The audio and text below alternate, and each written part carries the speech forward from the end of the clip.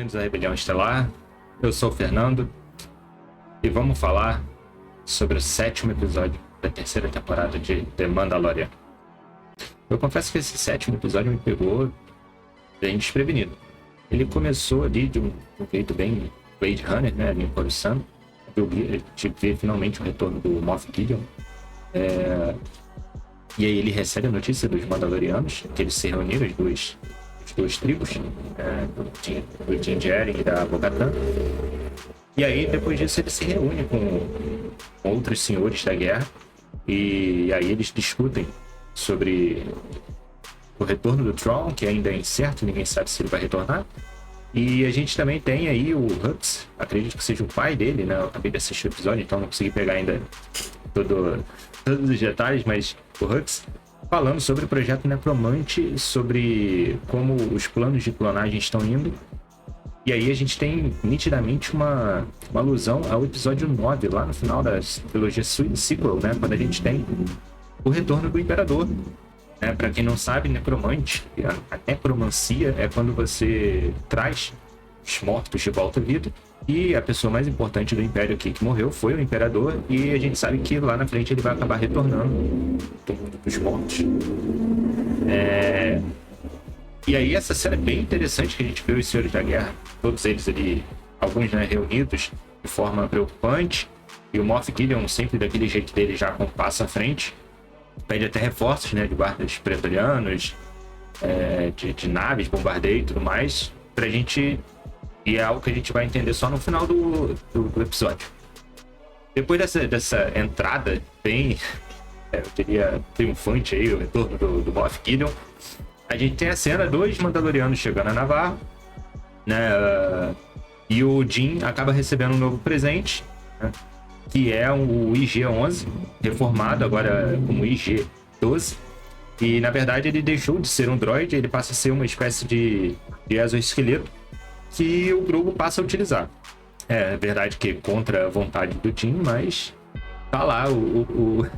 Eles fizeram o favor de colocar ali o botãozinho de sim, não, pro Grogu poder se comunicar mais facilmente, até pra gente poder entender melhor o que tá acontecendo ali, as vontades do Grogu, né? Então tem até uma cena engraçada no mercado de Nevarro, que o Grogu fica com não, sim, não.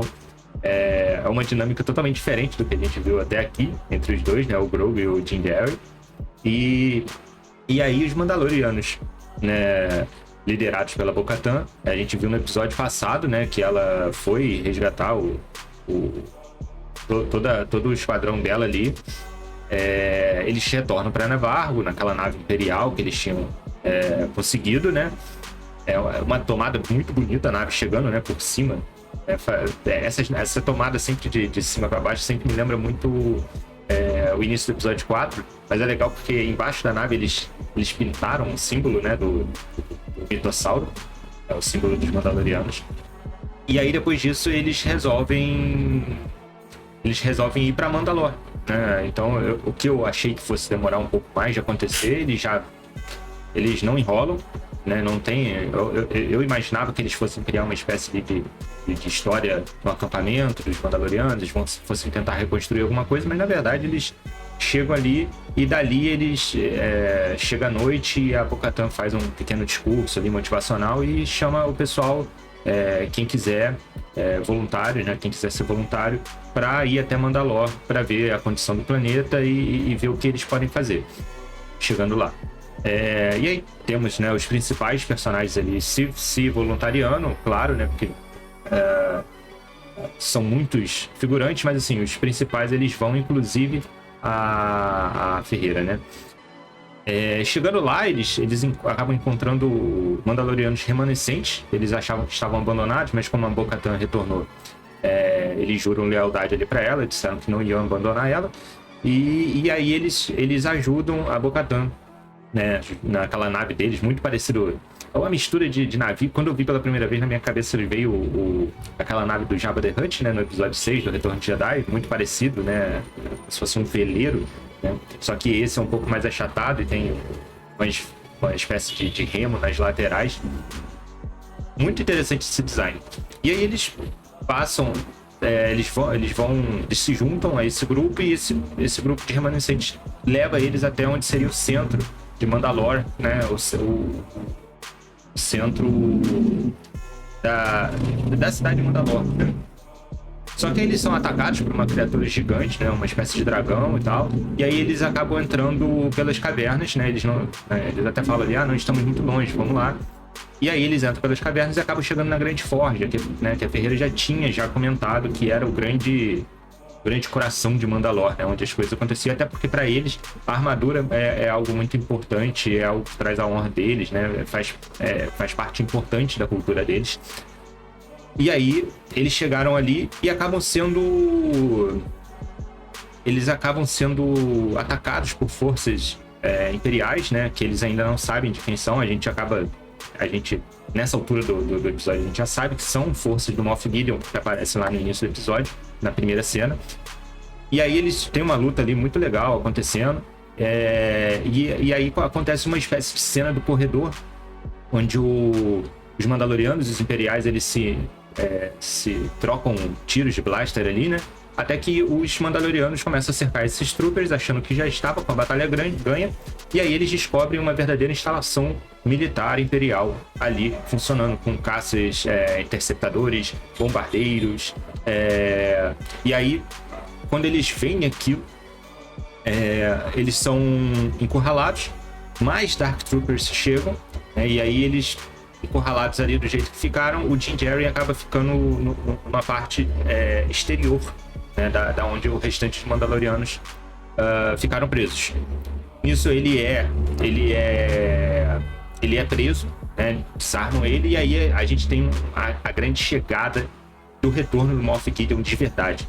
Aquela armadura preta, o capacete, e o capacete ele tem uma espécie de chifres que ao mesmo tempo lembra uma coroa, ao mesmo tempo também lembra os chifres da raça do Darth Maul, né?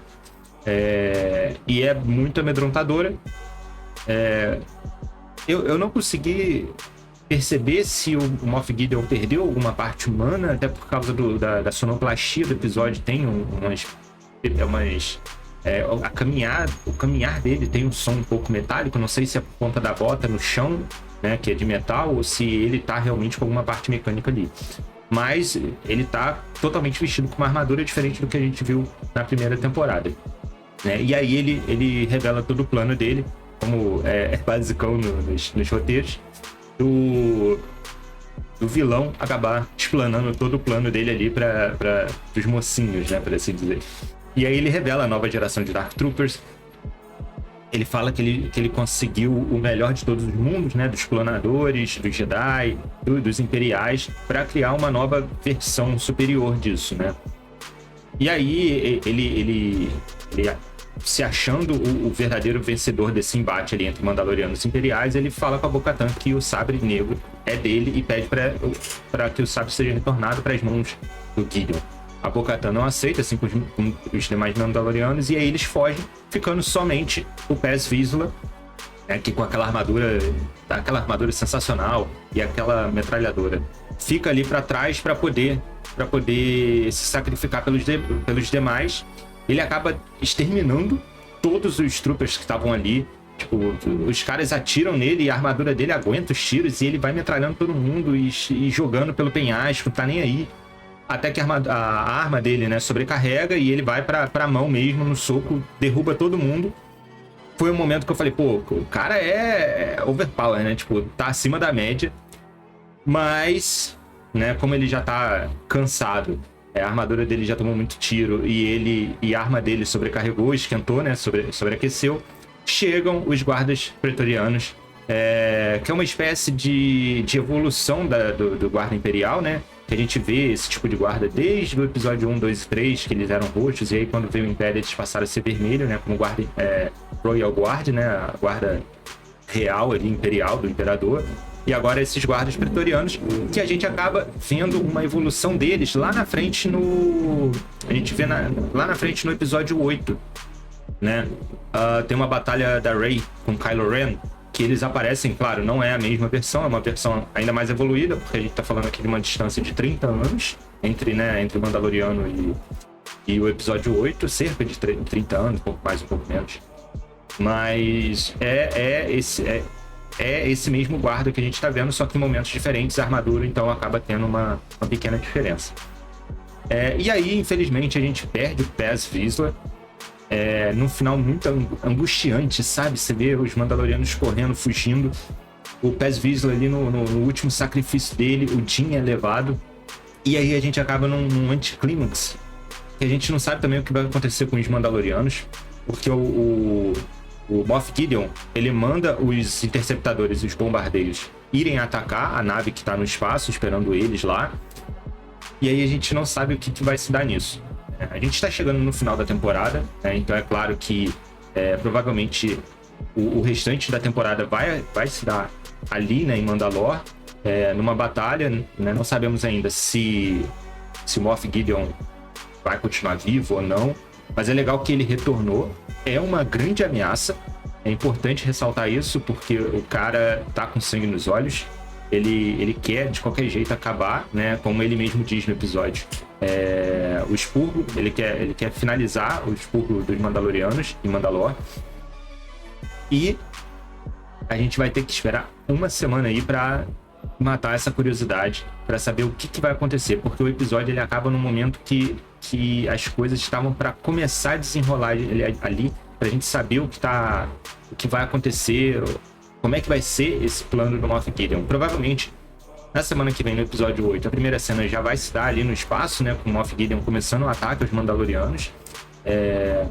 Não sei se a Bo-Katan e os demais remanescentes que estavam em terra ali em Mandalore vão conseguir chegar a tempo no espaço, ou poder pelo menos avisar, porque o Gideon ainda tem o elemento surpresa.